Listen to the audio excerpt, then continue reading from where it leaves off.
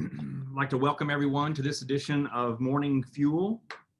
I'm Brooke Simmons, president of the Petroleum Alliance of Oklahoma. And please note that your cameras are turned off and your mics are muted by default. If you would like to ask a question during the session, please use the text chat. And Congressman Armstrong has already reminded me that he likes to take questions. So please feel free to join in when it's time. I want to say one other thing here. We want to thank our Morning Fuel sponsor, Insurica. Insurica has been a great supporter of the Alliance, especially in this trying time when we can't get together very much. And thanks, Insurica. You're very valued. Our program is going to start in 1 minute. We'll allow other folks to kind of join, and then we'll kick it off here. Okay, I'm going to call that good, folks. So again, welcome to Morning Fuel and this special edition of Morning Fuel with Congressman Kelly Armstrong from North Dakota. The Petroleum Alliance of Oklahoma seeks to be the most influential state-based oil and gas trade association in the nation. And that means we're not only working with our own excellent members of the congressional delegation, but also other leaders across the United States. For those of you who have assets or operations in North Dakota, you've probably already had a chance to meet Kelly Armstrong. If you have not yet met him, you need to get to know him. Kelly is both plain-spoken and proactive.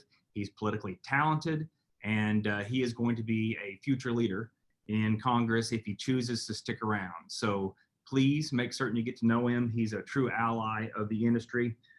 Kelly is the U.S. representative for North Dakota's at-large district, which means he covers the entire state, just like North Dakota senators do. I mentioned that he's a champion of the oil and gas industry. He has a 100% IPAA rating. He serves on the House Judiciary Committee, the House Oversight and Government Reform Committee, the House Select Committee on Climate Crisis, and the House Energy Action Team. That's a coalition of members and leadership who support the development, deployment, and use of, quote, all of the below and all of the above energy resources that includes both hydrocarbons and renewables. We were chatting just a little bit before we started here about how important hydrocarbons are right now when it's cold or when it's hot. And the folks in Oklahoma City who don't have power understand that. The mission of the HEAT team also includes making certain that they're promoting energy sources in a way far superior to the damaging proposals like the Green New Deal. Kelly, welcome to Morning Fuel today. We're so happy to have you. Well, thanks for having me. And I think probably the best way to start this is I give 3 stickers away in my office. One is hunt with your kids, not for them. One is Coal Guns Freedom, and one is Oil 100% Organic. I can guarantee you without a shadow of doubt, I'm the oiliest guy in Congress, and I'm proud of it. My dad runs an oil company. He started it in 1975, the year before I was born. We operate 28 or 29 wells, traditional vertical, but that's not really where we did that. It's mostly non-op, working interest, royalty. I spend my mornings, I'm assuming like a lot of you all, reading production reports. I served on the North Dakota Petroleum Council for 10 years. I had to get off of that when I ran for Congress. My first job after coaching Legion baseball was running title in McKenzie County and then Sidney, Montana, and I did a little stint in Smith County in Texas. And if that's not enough, I met my wife when she was an exchange student in Norway, and her brother is one of the best energy analysts in Europe. Her other brother is a partner in an oil and gas law firm in Oslo, Norway, that specializes actually in tanker purchases. And she is in-house counsel for what was the largest oil field service company in North Dakota. So when I say this is a part of our daily lives, I mean absolutely every single day. Was before we got to Congress, will continue to be long after I'm involved in politics. I've watched what the oil industry has done for Western North Dakota. When I graduated high school, only 3 kids from my graduating class are still around from 1995. Now our communities are getting younger, our communities are growing, our communities are doing all of those things. As many of you may know, we are the 2nd largest oil producing state in the country. I think our August reports will be back up to about 1.2 million barrels a day, which is a whole different conversation about the resiliency of this after we went from 1.5 to under 1 and all of that. So I take a real world, small town oil and gas producing state mission to Congress. And in weird ways that I think are fantastic, I view Oklahoma kind of as like my sister state. A lot of the companies, obviously, WPX, Continental, Phillips 88, are all people who are doing business in North Dakota. I have known them. They are my friends. They aren't just constituents. My best friend works for Continental Resources in North Dakota, all of those different things. I was state party chairman for 3 years. When I did that job, probably my best friend in politics was Matt Pinnell. Matt Pinnell's now your lieutenant governor. And so I just have a real kindred. I've been to Oklahoma City a lot, both at a personal and political and professional level. So I'm really happy to be here. And I'm just telling you guys, one, we'll start with a close question because someone's going to ask it. What's going to happen next Tuesday? I don't know if we've ever been this close to an election knowing less.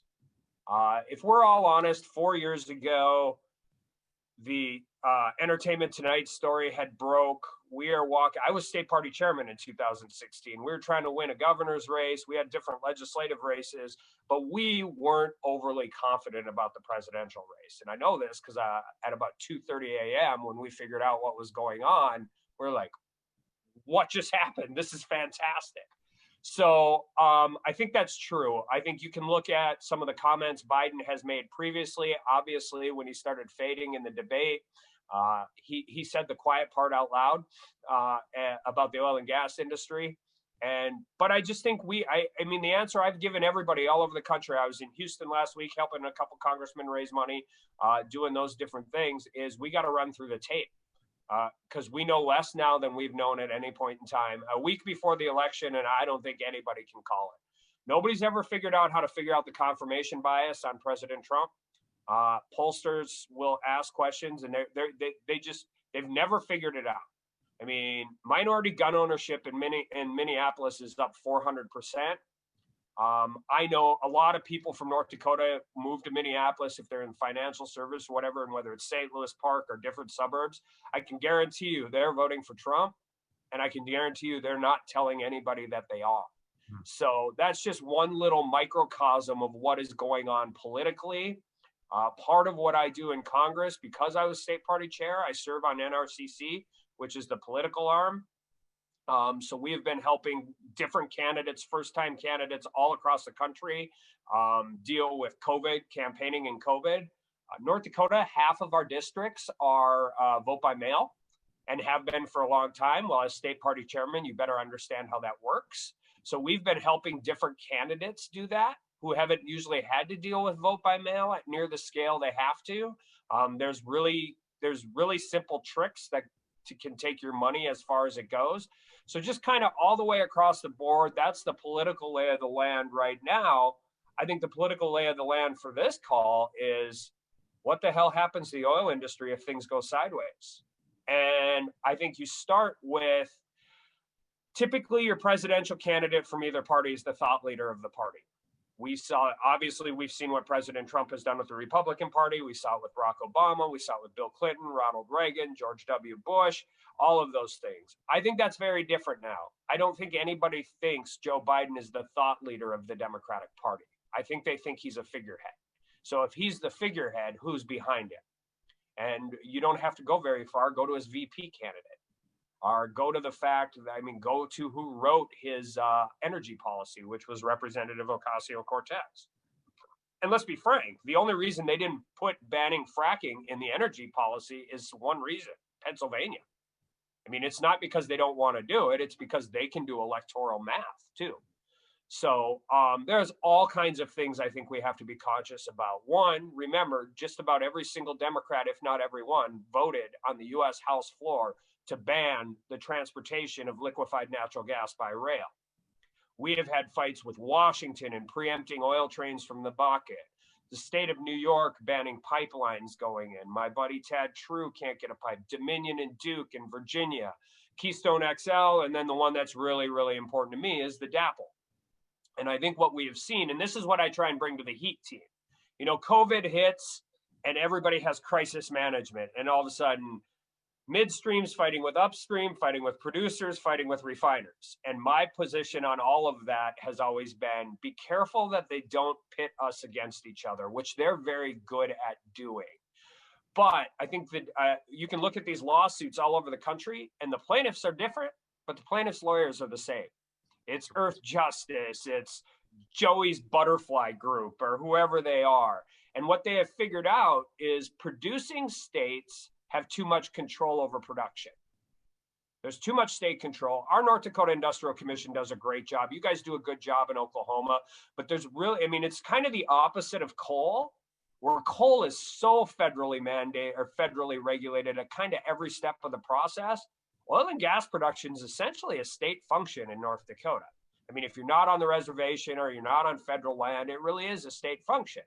Well, our enemies have figured that out, and they attack transportation. And they do it all over the country. And it has a double benefit. And if there's any pipeline guys on here, please don't take offense. I don't mean it differently. But an oil well is a 5-star steak restaurant, and pipelines are kind of Taco Bell, right? The margins are smaller. It's volume. You can't deal with those things, but they're also attacking the equity. How do you raise money for a pipeline when a judge in Washington says 4 years after the DAPL's been running without incident, they have to drain it? I mean, if you're trying to put a pipe anywhere in the ground, anywhere, how are you going to raise capital for that? So those are the fights I let everybody else deal with the COVID specific stuff, because quite frankly, I'm not sure government can do a lot. It started before COVID, right? Iran shot 26 missiles at U.S. soldiers in Iraq, and oil went down $1.29 the next day. We were on our way to some kind of market correction, but until there's more jet fuel being purchased, until more people are driving more miles and all of that, there's not a lot of government programs that exist. I know you're going to ask me about the orphan well program, so I'll wait for that. There are some things we can do, and I'm excited to do those. So that's kind of my rambling intro. Brooke, you're going to call me Kelly, please, because we've been hunting together, so that's the rule. Okay, but I would love to take any questions anybody has. Okay, folks, that's a reminder that the chat line is open, so please type your questions in there and we'll get them teed up for the congressman. Kelly, you took us right to the place where I want to talk about another piece of important legislation that you've introduced, the legislation to rein in the federal bureaucracy, the Separation of Powers Act that would end the Chevron deference. Can you tell us a little bit about why ending Chevron deference is so important? Yeah, it's just kind of overall the whole concept, right? And by the way, Greg Gianforte is my mentor in Congress, and we're on we have a small working group to get rid of the federal bureaucracy in general. But the whole point to the deference is that the bureaucracies, the presumption is the bureaucracy is always right. And by the way, I think if you want to have the one conversation, and I haven't had this with the president, but I've had this with a lot of his staff, when they talk about draining the swamp, and it's a great political line, but as a group of outsiders that came in, what they realized is it's incredibly difficult to fire career federal employees. And I don't care if you're talking about Interior, EPA, BIA, if I had the biggest criticism of the Trump administration, so I'm kind of going sideways, but it's all the same thing, right? That by not filling, they're great, right? And we had Zinke and Pruitt, and in some ways, I'm not sure we're better with Wheeler and Bernhardt. Typically your second person is a pretty significant step down in an administration, but they're not. They're different. Ryan Zinke, is Montana guy and all of that, but their failure to fill these undersecretary positions is really going to end up being something that I think was a missed opportunity. And here's why. Bureaucrats on the ground in Oklahoma or North Dakota will outweigh any president. They're a career federal employee. They've been there for 8 years, or they've been there for 10 years. They're going to be there for another 20. So at the top level, they are introducing what I think are great things: rollback of waters of the United States, streamlining the NEPA rulings, all of those things. But I can tell you from real world experience in this industry and in my state, there are a lot of people on the ground in those agencies that haven't got that memo, and they're just waiting it out, right? Whether it's 4 years from now or a week from now. And so part of what we're trying to do is bring the power back to, one, private industry, but two, more importantly, elected officials. and getting rid of this entire place where you are immediately just controlled by the bureaucracy. It's excellent. Well, it's critically important that the Congress begin to take back some of that authority that is surrendered to the executive agencies so that the people can actually hold their members that they put in office accountable for their votes and their actions on that front. So Jim Sensenbrenner's retiring from Wisconsin, and I've kind of, I'm kind of proud of this. He kind of chose me to pick up the baton on the REINS Act, and I'll introduce it every single Congress until we actually get a hearing on it and talk about it. And essentially the REINS Act is if any federal regulation costs more than X million of dollars, I don't remember, I think it's 80, but I'm guessing, it has to go to a vote. And it takes the it holds your elected officials accountable because, by the way, some of this is by design, right? We all vote for a really cool concept bill, passes the House, passes the Senate, then the agency gets the rule and writes the rule, and everybody looks at it and goes, well, this is the single most terrible thing I've ever seen in my life. And you go back to your congressman or your senator, and your senator's like, well, I didn't do that. That's the agency. We just voted for the bill. I mean, so one of the ways we can handle that, by the way, even without the REINS Act, is write detailed legislation that's simple, simplistic, and by writing a narrowly tailored law, you take away authority of the bureaucracy. When you write these general concept bills, the agencies get to write 700 pages of rules regarding that bill. And that is a terrible place to go, and we've all seen it happen. Thank you very much for your leadership on that. You mentioned the orphan well bill.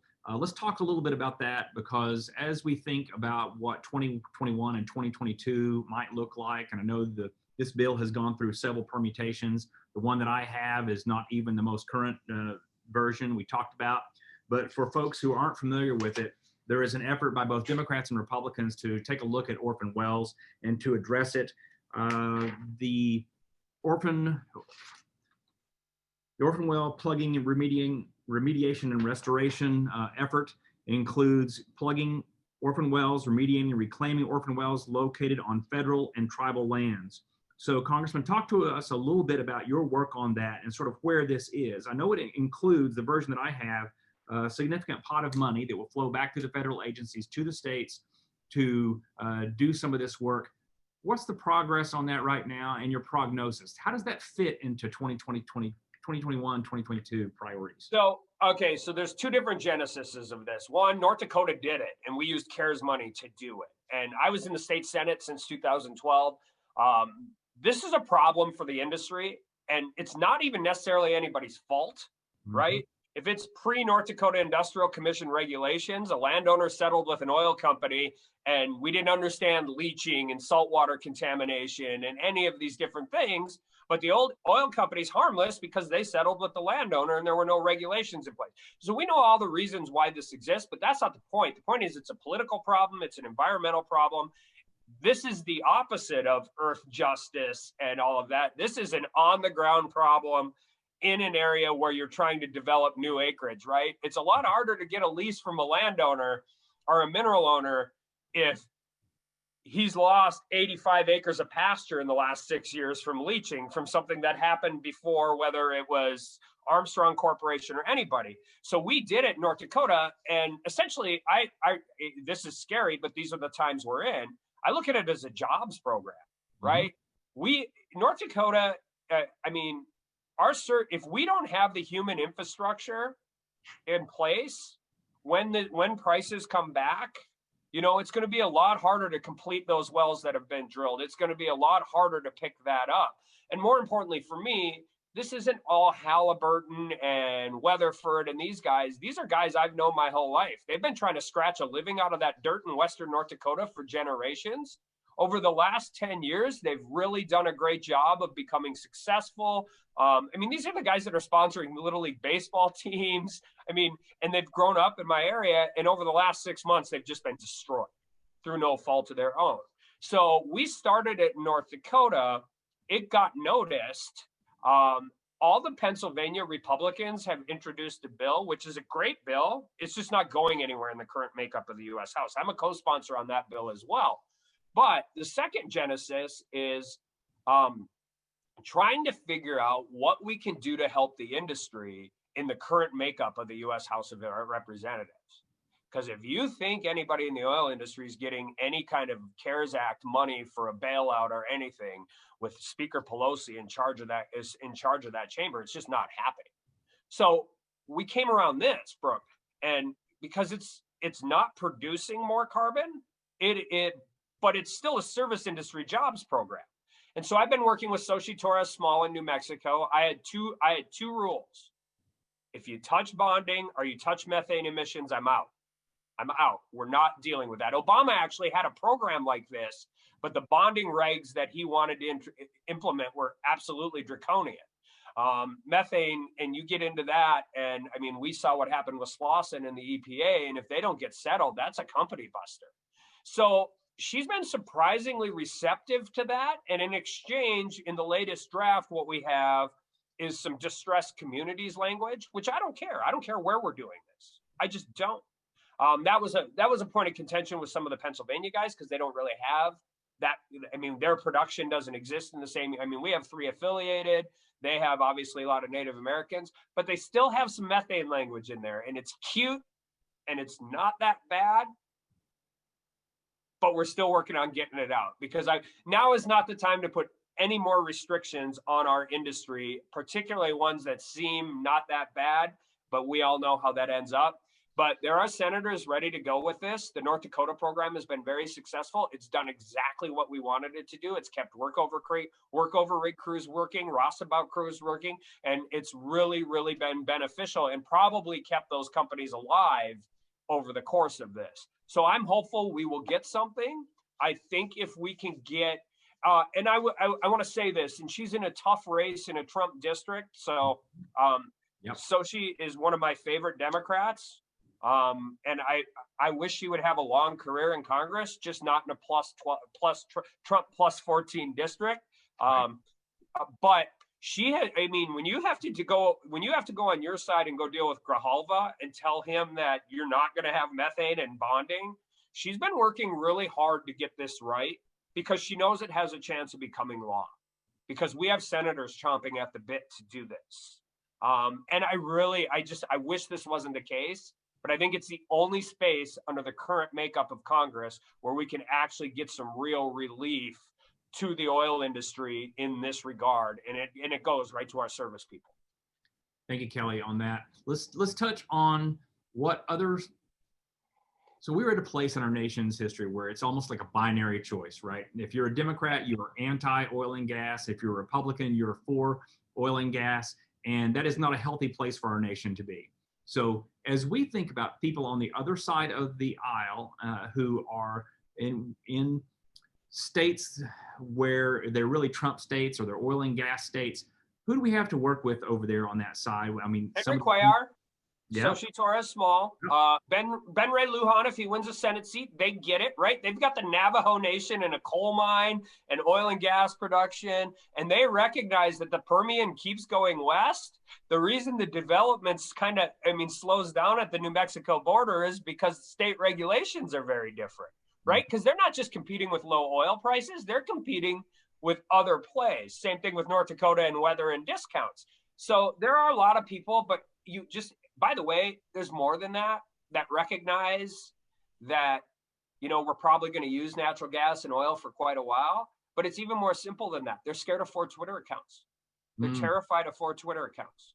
So they will have great conversations with you privately, but publicly, I mean, they're terrified of getting attacked from their left for any kind of caveat, which is really unfortunate for a lot of different reasons, not the least of which being there's not enough lithium and cobalt in the world to do what they want to do.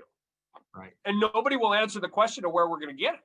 I asked Secretary Kerry in an oversight hearing about just scaling up electric cars from 1% to 10%. And I asked him, I said, so all the lithium in the world comes from Russia and China. We produce none of it in the United States.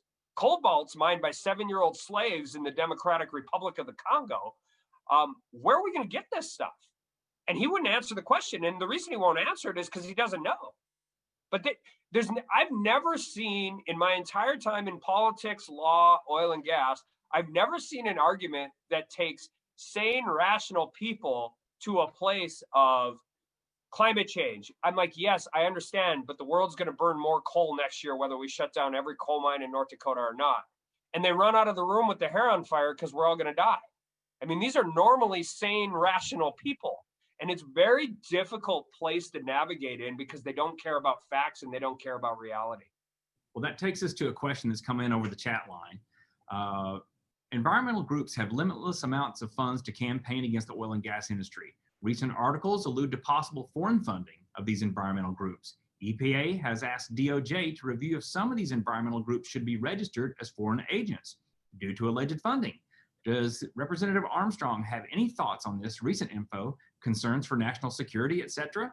Well, sure, I can give you two examples, right? I mean, Saudi Arabia, and this all COVID hits, Saudi Arabia starts dumping oil on the market, and then we'll talk about that because I think when we talk about Russian collusion, I think this is where it exists, and I think it's an affair. Senator Cruz has been awesome on this, like really, really good, and dog on a bone trying to get to the bottom of it. And it has to, I mean, he's mostly dealing with the gas pipelines in Europe and how they're getting funded and where that's all coming from in Germany and Merkel.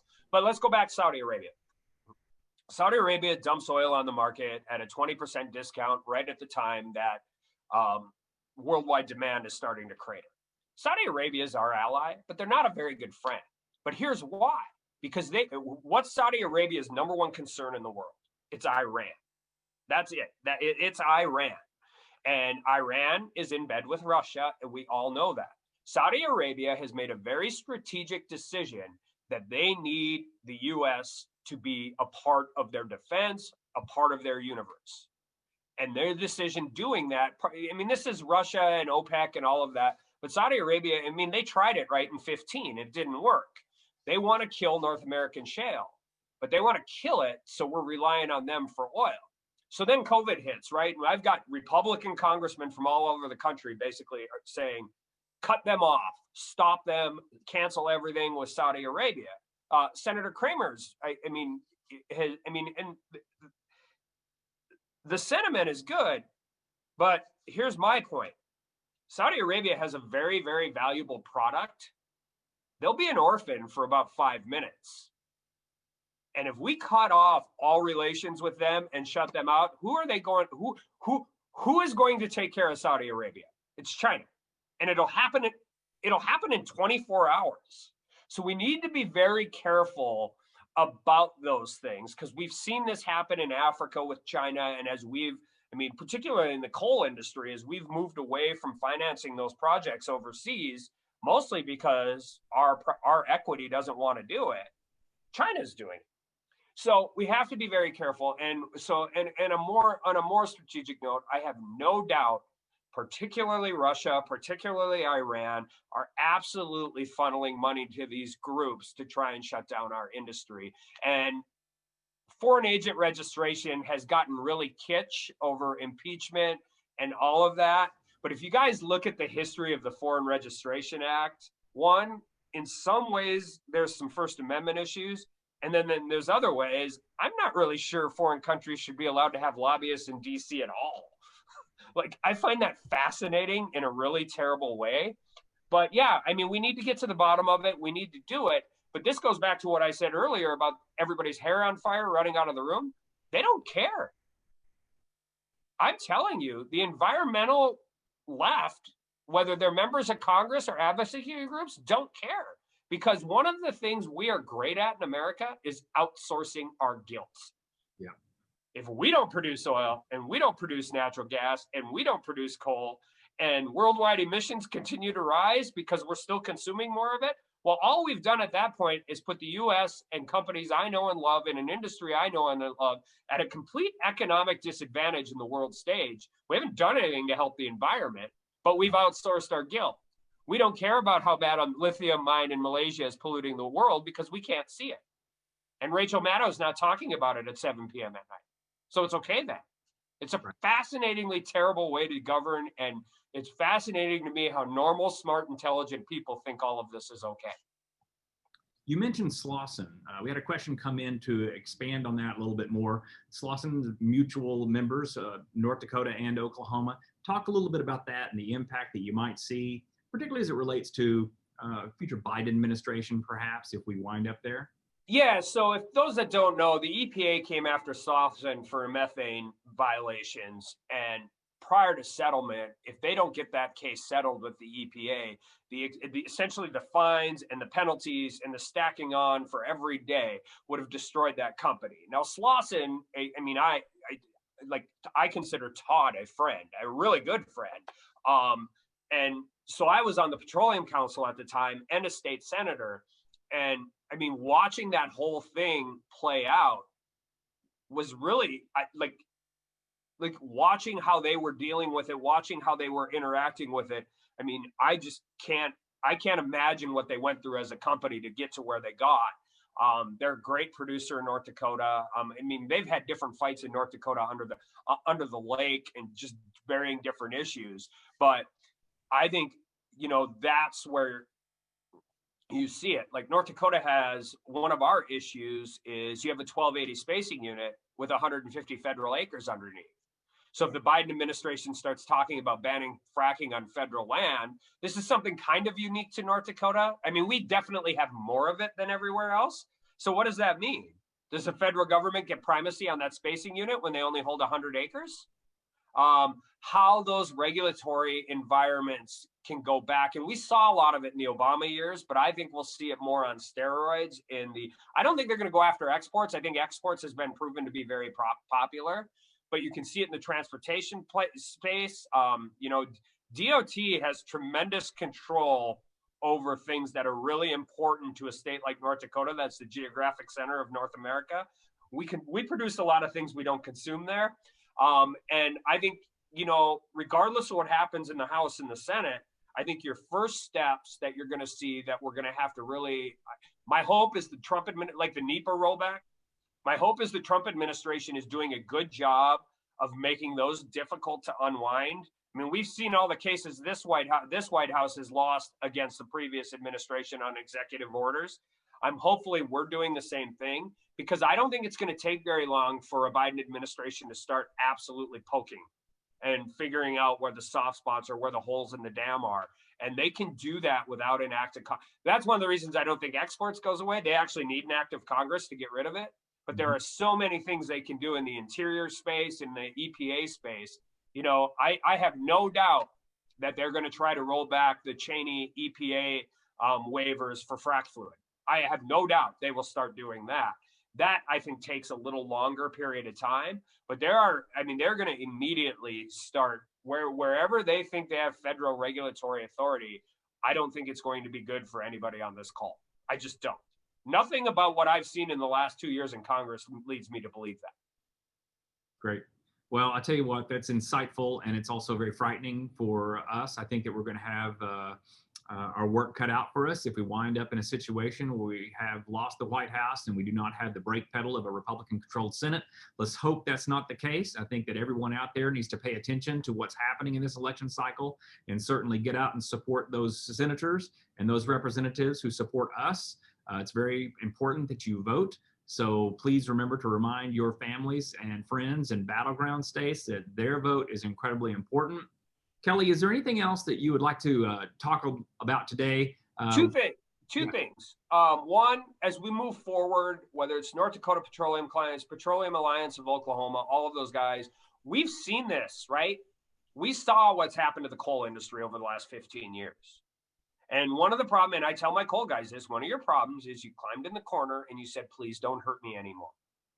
And the other problem is you only played in coal races. Well, how's that worked out?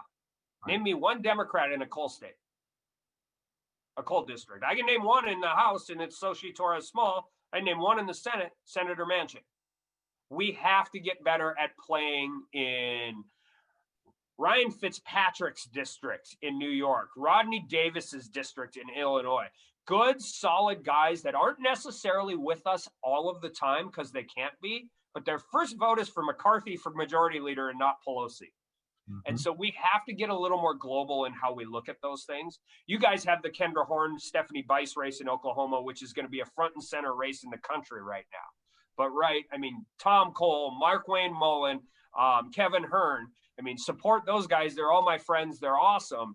But we're going to have to get into different places and start helping people. I mean, the Petroleum Alliance of Oklahoma should be playing in different races that most of your members might not even think about. And the reason is because you said it at the beginning, Brooke, it's no longer a bipartisan issue. It's just not. And it sure isn't for House leadership. And two, be very, very cautious about Joe Biden and Chuck Schumer kind of pushing the brakes on the getting rid of the filibuster. And here's why. There is one person in the world that Chuck Schumer is scared of right now, only one, and it's Representative Ocasio-Cortez challenging him in a primary in 2 years. And so immediately after Amy Coney Barrett was approved or was confirmed, Representative Ocasio-Cortez tweeted, pack the court. This is one of the fundamental problems we have with a lot of Democrats in leadership in Congress, both in the House and the Senate. Their real threat isn't from the right, it's from the left. And if they continue to move farther and farther left, I mean, if Chuck Schumer thinks getting rid of the filibuster keeps him from having a primary opponent, what do you think's going to happen? I mean, let's be honest. So we've got a lot of firewalls that are in play in the next 7 days, and we should be paying attention. And this is a perfect example. Tom Tillis in North Carolina. I mean, these are races we have to win a couple of them, right? McSally in Arizona, Cory Gardner. Cory Gardner is about the best campaigner and best senator I've ever met. I'm concerned Cory Gardner might be running into a Heidi Heitkamp problem. I mean, if Heidi Heitkamp can't win as a Democrat in North Dakota, good, bad, or indifferent, Democrats aren't winning in North Dakota. And I mean, any of you who have watched the setback fights, beating it at the ballot in Colorado and then losing at the legislature, Colorado's no longer a purple state. So we have to be able to win these seats we can win. Lindsey Graham, I mean, the amount of money that his opponent has raised is mind-boggling. It's shocking. And so it ain't over. We have to run through the tape and just keep that in mind when you guys are if any of you are making donation decisions or campaign decisions in the next 6 days, because it really, really matters. We have to hold the Senate, and it's a tough map this year. Well, Kelly, thank you very much for participating today. One final question from me. You and I have talked about it. You would like to serve on the Energy and Commerce Committee for the next session, if possible. Anything else you want us to remember when we think about our communications to leadership and how we can be helpful to you? Yeah, that's absolutely the case. I think the more sophisticated our donor base gets, the better, right? I'm an at-large member. Nobody cares that I asked Bill Barr really cool questions in a judiciary hearing or lost my mind on Michael Cohen in an oversight committee. I mean, how we operate in DC is very different than how we operate on cable news. That's just a reality. And I tell the North Dakota Petroleum Council this and my guys all the time. You don't have time to look around the country and understand where $3,000 really helps or where it doesn't. So all you got to do is trust that I do. Because I'm running against a 26-year-old socialist who's I think's raised 37 cents. So when I get campaign donations, I am using those to help people I've done things since Stephanie Bice won her primary. I've hosted events for her. Like I said, I was in Houston last week helping a couple congressmen down there raise money. So there's that option too. Find somebody you trust. Mark Wayne's really great at this in Oklahoma. Tom Cole's great at it. I mean, remember, just because they're in a safe race, we don't hoard our cash. If we're good at this, we are getting it where it needs to go. And so that is a big part of how we do those things. So yeah, I mean, and by the way, that also helps your little buddy Kelly, because that gets me more credibility with my colleagues, which gets me on Energy and Commerce, which means we can take the fight to them on the policy level and not just the messaging level. And yeah, that's where I need to be. That we need, you know, Texas is going to get a seat, and they should. But we need industry guys in that room that really understand the policy problems of a lot of things the Democrats are trying to do. And, you know, and then the other answer with all of this in the oil industry, which we've always been guilty of, is our enemies do something that's so crazy, and you're looking at the shiny little toy over on the right, and then they move it to just terrible, and you're like, oh, thank God. And that's not, I mean, we should start the conversation at, all right, here are the problems, here's rationally bad, not this is so unbelievably terrible that just because they moved to bad, we feel like that's a victory, and it's not. And so we have to keep having, and that fight's just going to continue to get worse. You know, all of a sudden Grijalva introduces something that's just terrible for everybody on the call, but it's not the Green New Deal. So we think that's a victory, and it's not. It's just not, and we have to be careful of that. All right. Well, wise words. Kelly, thank you very much for joining us today. Again, want to make certain we thank our sponsor, Insurica, for sponsoring this Morning Fuel. We'll be back with more Morning Fuels. But folks, pay attention to Kelly Armstrong.